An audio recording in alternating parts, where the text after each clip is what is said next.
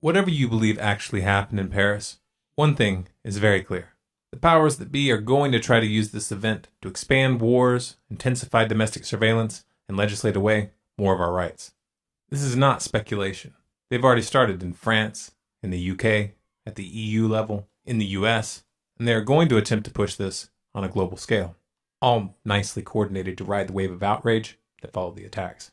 If you want a glimpse at just how far they want to take this, look at France. In France, they are already dealing out serious prison sentences to anyone caught saying anything that could be interpreted as supporting terrorism. Does questioning the official story count as supporting terrorism? Where do you draw the line? Who decides? On parle beaucoup depuis quelques jours, Nathalie, d'unité nationale, mais attention, toute la France n'était pas dans la rue hier. Ah non, Élise, faut pas faire preuve d'angélisme. C'est justement ceux qui ne sont pas Charlie qu'il faut repérer. Ceux qui, dans certains établissements scolaires, ont refusé la minute de silence, ceux qui balancent sur les réseaux sociaux et ceux qui ne voient pas en quoi ce combat est leur. Eh bien, ce sont eux que nous devons repérer, traiter, intégrer ou réintégrer dans la communauté nationale. Et là, l'école et les politiques ont une lourde responsabilité. Oh, so you don't actually have to even support terrorism. Just disagreeing is enough. Come on, humanity. Do you really want to learn this lesson the hard way? Again? They are playing you people. Problem, reaction, solution. It's the oldest trick in the book. With so much riding on this story, obviously there are those who have a vested interest in preventing evidence that contradicts the official narrative from reaching the public. On January 10th, we uploaded a video entitled Charlie Hebdo Shootings Censored Video. Within 24 hours, it had over 1 million views.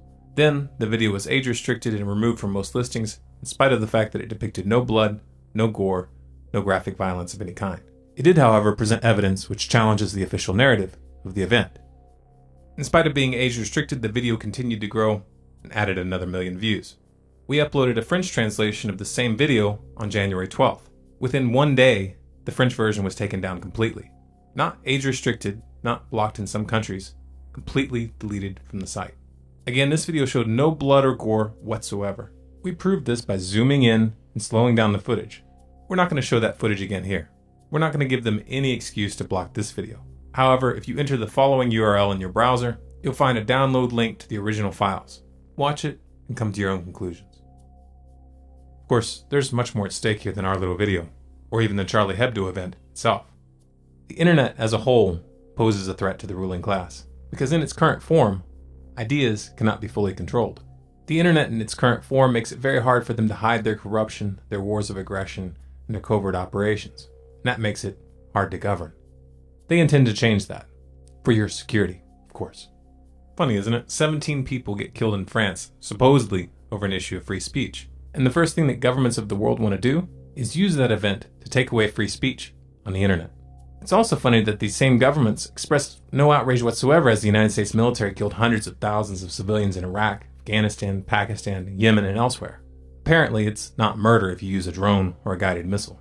Apparently, it's not terrorism if women and children are killed by soldiers and government bureaucrats. We have heard that 500,000 children have died. I mean, that's more children than died in Hiroshima. And you know, is the price worth it? I think this is a very hard choice, but we think the price is worth it. Now, it's only murder when politicians and the corporate media tell you it's murder. And if they get their way, they'll be able to take down any website, video, or social media account that dares to contradict them. There's one question on many of your minds right now. What can we do? How can we fight back? Well, first of all, stop waiting for instructions. Do what you can. Use the talents you have. Get creative. If each and every one of you just did what you could without worrying about whether or not you would succeed, that would be enough.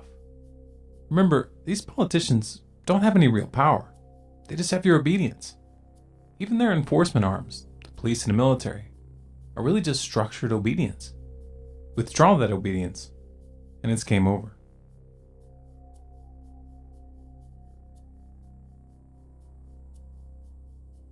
If this message resonates with you, spread it.